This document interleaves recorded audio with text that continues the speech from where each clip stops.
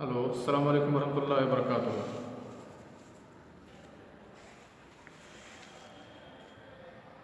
अच्छा, ये आप लोग कितने लोग जुड़े हुए हैं? ज़रा मैं आज नाम बोल देता हूँ, आप लोग हाज़िरी बोल दीजिए पहले, ठीक है? मैं चेक कर लूँ कितने लोग जुड़े हुए हैं। अब्दुल अजीज़, शब्बीर अहमद, सिराज रब्बानी, अब्दुल वहीद, मोहम्मद आफाक, मोहम्मद इस्माइल आता। आज इस्माइल नहीं है। आमिर नदीम, निसार अहमद अब्दुल सलाम। अच्छा, वो नेपाल पे जुड़ता नहीं है लेकिन वीडियो देखता होगा ना। अच्छा अच्छा, ठीक है। कुर्रतुल ऐन अब्दुल सलाम, ये भी नेपाल का है। अच्छा, मोतीउर रहमान सैयद अली, मोहम्मद रैयान मोहम्मद कासिम, मोहम्मद शफीक सई मोहम्मद, अब्दुल वारिस, अबू साद। अच्छा, तौफीक अहमद,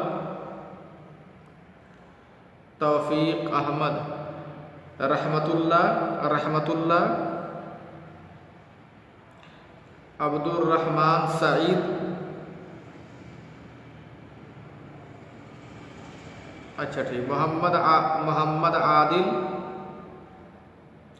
अब्दुल्ला अबू जर्रार।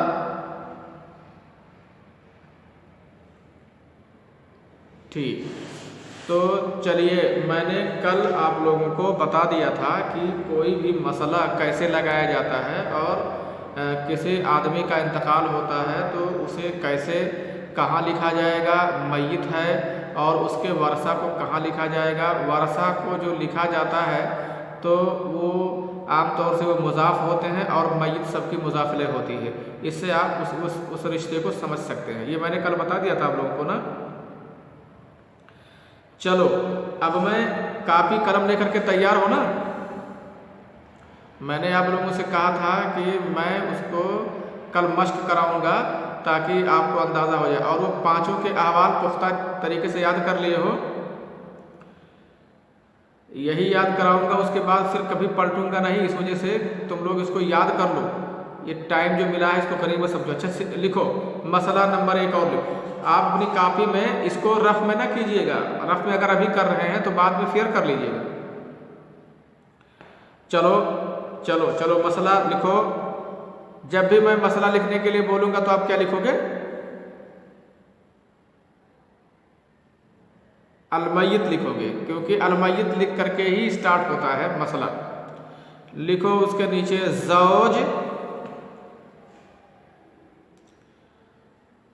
फिर लिखो अब, कुछ जगह छोड़ करके। और आपको मैंने ये पहले बता दिया है कि कैसे इसको लिखा जाता है। थोड़ा जगह छोड़ करके लिखा जाता है ताकि पता चल जाए कि ज़ौज अलग है और अब अलग है। हाँ, चलो, ज़ौज अब, सब लोग लिखो जी। जितने लोग लाइन पे जुड़े हो सब लोग लिखो। और मैं किसी का भी नाम बता सकता हूँ मसले को बताने के लिए। चलो, मैं नाम बोल रहा हूँ। मोहम्मद आदिल।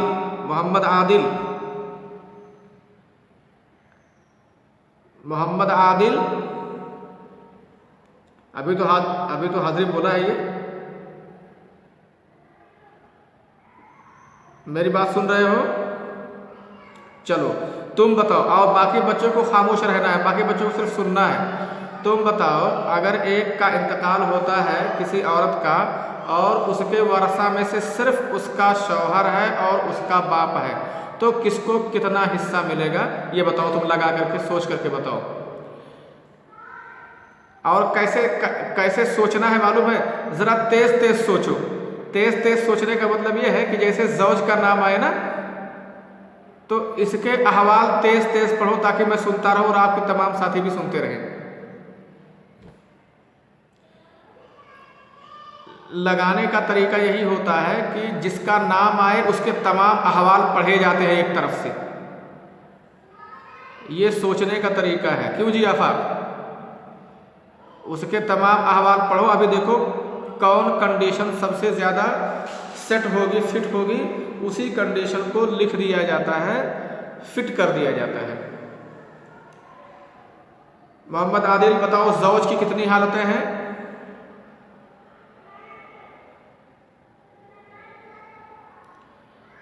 पढ़ा नहीं था यार, कल मैंने कह दिया था ना कि कल मैं मसला लगवाऊंगा। कापी तुम्हारे पास है, सो खोल के पढ़ो। अच्छा नोट किए हो ना?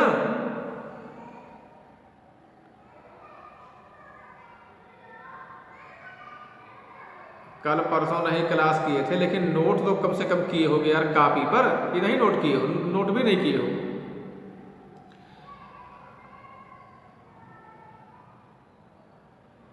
आठ सफ़ा तक नहीं यार, 5 लोगों के अहवाल मैंने लिखाए हैं और इसे नोट कराया है यार। कहा है नोट कर लो, इसीलिए मैं कहता था कि तुम लोगों से मैं सुनूंगा, ताकि इसी मजबूरी में नोट करो कम से कम यार।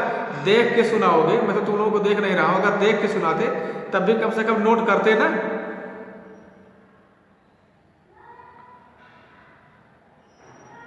ज़ौज और जी रैयान लाइन पे जुड़े हो, मोहम्मद रैयान। और कौन लड़का जुड़ा है यार? अब्दुल अजीज लाइन पे हो।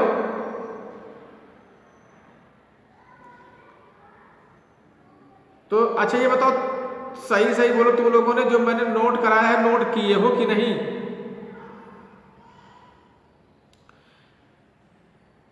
आपने नोट किया है, बहुत अच्छी बात है, लेकिन और लोगों से पूछ रहा हूँ यार। देखो अगर नोट नहीं किए होगे ना तो ये समझो आप फार्मूला नोट नहीं किए हो, और पढ़ाना ना पढ़ाना सब बेकार हो जाएगा, पढ़ना ना पढ़ना। मैंने बहुत धीरे धीरे से इसे नोट कराया है, थोड़ा थोड़ा नोट कराया है, रुक रुक के नोट कराया है, ताकि आपको याद हो जाए। इसमें मेन फार्मूले बहुत कम होंगे, मशक़ें ज़्यादा होंगी। जान लो हिसाब में जो आप पढ़ते हो तो 10 लाइन फार्मूला नहीं पढ़ते हो, 10-20 पेज का। मुश्किल से फार्मूले अगर किसी एक चैप्टर के देखे जाएं तो आधे पेज से कम में फार्मूला होता है ना जी आफाक? और उन्हीं फार्मूलों पर क्वेश्चन 3 पेज में होता है, 4 पेज में होता है। तो भाई अगर आप लोगों ने फार्मूला ही नोट नहीं किया है, और फार्मूला क्या है इसके? अहवाल, यही अहवाल इसके फार्मूला हैं। मैं फिर से कह रहा हूँ, जितने लोग लाइन पे जुड़े हो या जितने लोग वीडियो देख रहा हो, मैं फिर से कह रहा हूँ, अगर खुदा न खास्ता आप लोगों ने नोट नहीं किया है तो अभी वक्त है, अभी वक्त गया नहीं है, जल्दी से इसको नोट कर लो और अपने उस साथी से मांग लो, नोट करा लो। या वीडियो, भाई वीडियो देखोगे तो बहुत सारा वीडियो हो गया है, बहुत लंबा, कब तक देखोगे इसको, है कि नहीं? तो अपने किसी साथी की कॉपी से नोट कर लो जल्दी जल्दी। बहुत सारी बातें अभी नहीं हुई हैं, फार्मूले हैं, फार्मूले ज़्यादा नहीं होते हैं। अभी 5 लोग हैं, जब मैं 12 लोगों को लिखा दूंगा, मशक करा दूंगा, तो आप लोगों पर एक लोड हो जाएगा। इस वजह से अभी नोट कर लो। कल मैं आप लोगों से पहले यही पूछूंगा, अपनी कॉपी खोल करके सुनाओ 5 लोगों के कौन कौन अहवाल है। एक काम मैं क्या दे रहा हूँ जी आफाक, अपने साथियों को बता देना। कल का काम यह है कि तुम्हें अपनी कॉपी खोल करके मुझे सुनाना है कि 5 लोगों के अहवाल आपने क्या क्या लिखा है। सुन रहे हो जी? अब्दुल्ला, मोहम्मद आदिल, अब्दुल अजीज, जितने लोग लाइन पे हो, ये सब लोग सुन रहे हो।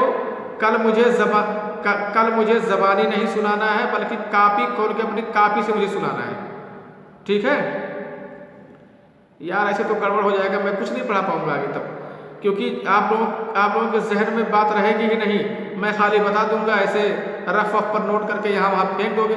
और इसको महफूज कर लो यार, वरना ये सब सूत्र गायब हो जाएंगे तो सब गड़बड़ हो जाएगा। अच्छा चलिए जी, आफाक तुम तो नोट किए हो बेटा, चलो बताओ, तेज तेज बताना, ज़ौज को कितना मिलेगा? हाँ, 1/2 मिलेगा। क्यों? इसके आवार पढ़ो, तेज तेज आवार पढ़ो इसके।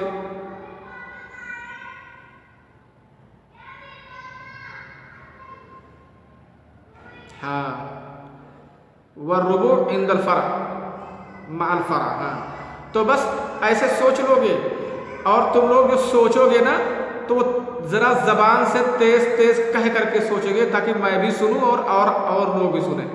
इन दोनों में ज़ौज को, इन दोनों हालतों में ज़ौज के लिए कौन सी हालत फिट हो रही है? बढ़िया,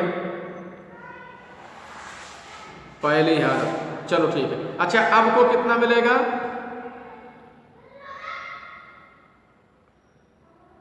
अब को कितना मिलेगा?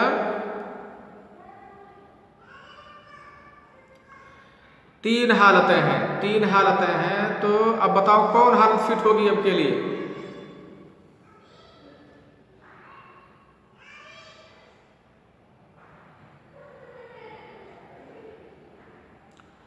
पहली हालत फिट होगी, यानी बेटे पोते के साथ 1/6, ये पहली हालत है। तो ये पहली हालत कैसे सेट होगी यार?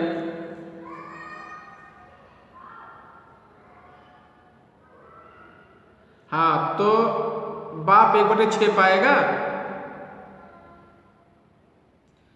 नहीं भाई, फिर से गौर करो। मय्यत के कहाँ बेटा पोता है इसमें कि बाप को 1/6 मिलेगा? ये बाप है ना।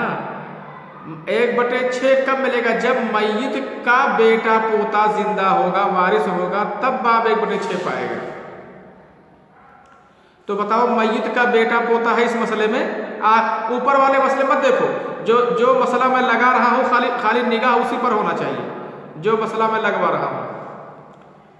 तो इस मसले में मय्यत का बेटा पोता तो मैंने लिखाया ही नहीं यार, खाली 2 लोगों को लिखाया है, ज़ौज और अब।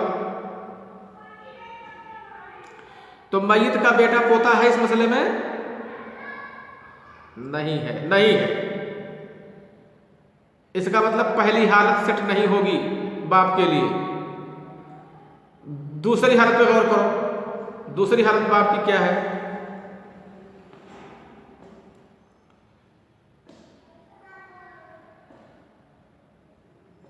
हाँ, यानी 1/6 में मिलेगा और असबा भी होगा। ऐसा कब होगा? ऐसा कब मिलेगा? हाँ, जब बेटी पोती हो, अगर से पोती निचले दर्जे की हो या बेटियां हो, इनमें से कोई हो या कई हो, उससे फर्क नहीं पड़ता, कोई एक हो, है ना। तो ऐसी सूरत में बाप को 1/6 और असबा मिलेगा। क्या ये कंडीशन सेट हो रही है यहाँ बाप के लिए इस मसले में? ये भी नहीं सेट हो रही। तीसरा चेक करो, तीसरी कंडीशन चेक करो। हाँ, यानी हाँ,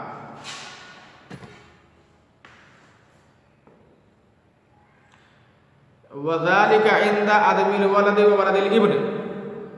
हाँ, यानी बेटा बेटी और पोता पोती ना हो, इसकी अदमे मौजूदगी में दादा कितना पाएगा? तो अब बताओ, बाप की तीनों हालतें आपने पढ़ लिया। इस मसले में बाप की तीनों हालतों में से कौन सी हालत सबसे बढ़िया सेट हो रही है?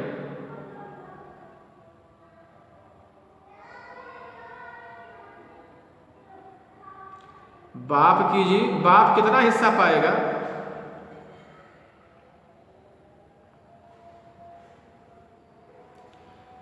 तीन हिस्सा पाएगा। तीसरी हालत लिखो असबा अत्तासीबुल महज, ये होगा बाप असबा नहीं होगा जी। तीन हिस्सा कैसे पाएगा बाप की 3 हालतें लिखाई गई है ना, कि बाप का बताया गया है कि बाप का 3 हिस्सा है, ये बताया है मैंने। बाप का 3 हिस्सा है ये बताया है, कि बाप की 3 हालतें हैं ये बताया है। क्या बताया है? बाप की 3 हालतें हैं ये बताया, ना कि ये बताया कि बाप का 3 हिस्सा है।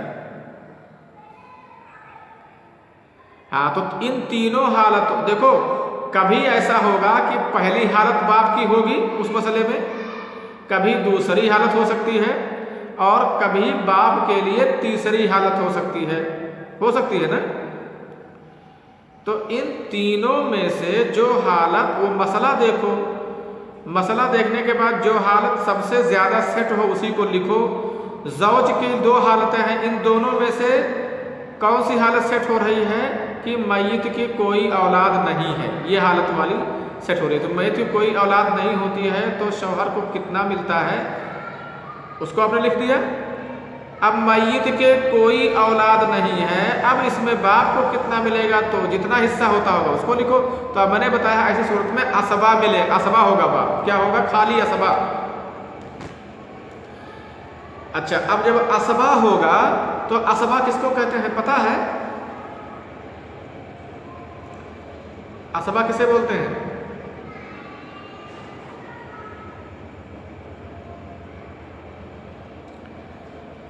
असहाबुल फराइज को हिस्सा देने के बाद जो माल बाकी बच जाए, बचा हुआ माल जो पूरा का पूरा ले ले असहाबुल फराइज के बाद, उसी को असबा बोला जाता है ना। तो अगर किसी औरत का इंतकाल होता है और उसके वारसा में से उसका शौहर है और उसका बाप, खाली यही दो लोग हैं, बाकी और कोई उसके वारिस में से नहीं है, तो जाहिर है आप मसला देखते हुए यही फैसला सुनाएंगे कि आधा शौहर को मिल जाएगा और जो आधा बाकी बचा है वो बाप को मिल जाएगा, यानी उसकी जायदाद में से दोनों आधा आधा के हिस्सेदार हो जाएंगे, यही ना। देखो यार कितना आसान है लगाना, आसान है लगाना, लेकिन थोड़ा सा मैंने वही कहा ना, जब मैं मसला लगवाने लगूंगा तो आपका दिमाग चक्कर खाएगा, और चक्कर उस वजह से खाएगा कि अभी आपकी मशाकी नहीं, इसलिए मैं धीरे धीरे मशक कराऊंगा। और जब भी आपको सोचना होगा तो मैं कह रहा हूँ तेज तेज बोल के सोचो, ताकि मैं भी सुनूँ आपसे कहाँ मिस हो रहा है, कहाँ गलती आपसे हो रही है, मैं उसकी इस्लाह कर सकूँ, उसको बता सकूँ, ठीक है ना। चलो एक मसला, अभी मैं कम से कम इसके 19-20 मसले लगवाऊंगा। क्यों लगवाऊंगा? ताकि आपको ये 5 लोगों के हवाले 5 कायदे आपके जहन में बैठ जाए, ठीक। चलो एक मसला और लिखो। अलमय्यत आपने लिख लिया, अब लिखो अब और बिन्त, ये लिखो इस, हाँ अब, उसके बाद बिन्तुन, यानी किसी का इंतकाल हुआ, उसके वारिस में से उसका बाप है और उसकी एक लड़की है। अब यहां जाहिर है अभी आप बिन्त का कुछ नहीं लिखोगे, क्यों जी, पढ़े ही नहीं हो, तो जिसका मैंने नहीं पढ़ाया है उसका तरीका क्या बताया है, वहां कट का निशान मार दोगे। कट का निशान मारने का मतलब यह है, कट का निशान मारने का ये मतलब नहीं कुछ नहीं पाएगी, ये मतलब हम अभी उसे समझेंगे कि अभी हमको पढ़ाया नहीं गया है। अब को पढ़ाया गया ना, चलो बताओ इस मसले में अगर किसी का इंतकाल हुआ, वो अपने बाप को छोड़ के जा रहा है और अपनी एक बेटी छोड़ के जा रहा है, ऐसी सूरत में बाप को कितना हिस्सा मिलेगा?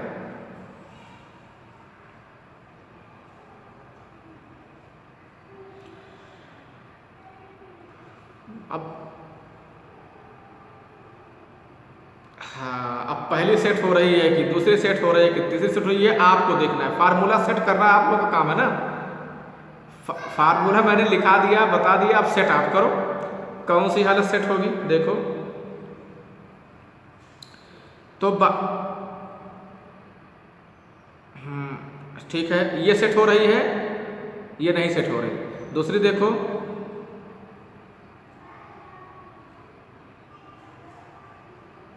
हाँ अच्छा तीसरी भी चेक कर लो,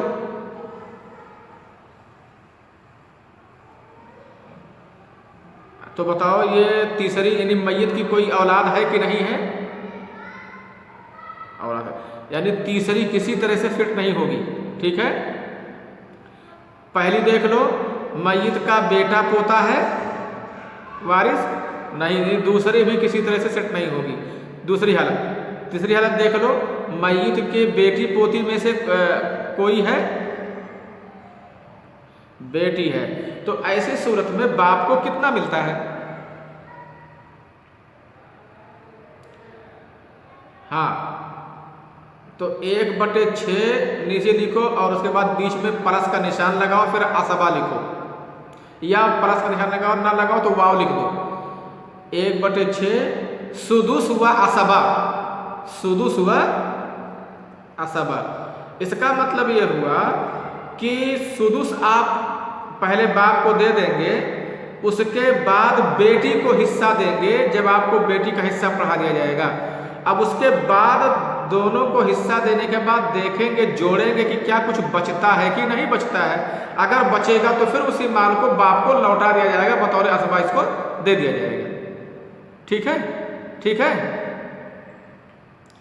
ठीक है। तो ये 1 2 3 मिसालें मैंने लिखी हैं और समझाई हैं। एक बार मैं फिर से आप सब लोगों को कह रहा हूँ कि आप लोग मसला ऐसे सोचिएगा, फिर कायदा और ज़ाब्ता याद कर लीजिए। जो लोग नहीं लिखे हैं कापी पर लिख लेंगे। आज तो मैंने बहुत स्लो मशक कराई है और अगले रोज़ कल इंशाल्लाह कम से कम मैं 7-8 मिसालों की मशक कराऊंगा तेज़ी के साथ इंशाल्लाह। अब लगाना और सोचना समझ गए ना कि कैसे सोचा जाता है। ठीक है, अच्छा। अब ये जो मसले हैं ना, ये मसले 3 मसले जो हैं अपने रख पर रख करके फिर से हर कोई सोचे और लगाए और अहवाल मिलाए, देखे जो है लगा पाता है कि नहीं। है बहुत आसान, कोई मुश्किल नहीं है। ठीक है, अच्छा। अस्सलाम वालेकुम रहमतुल्लाहि व बरकातुहू।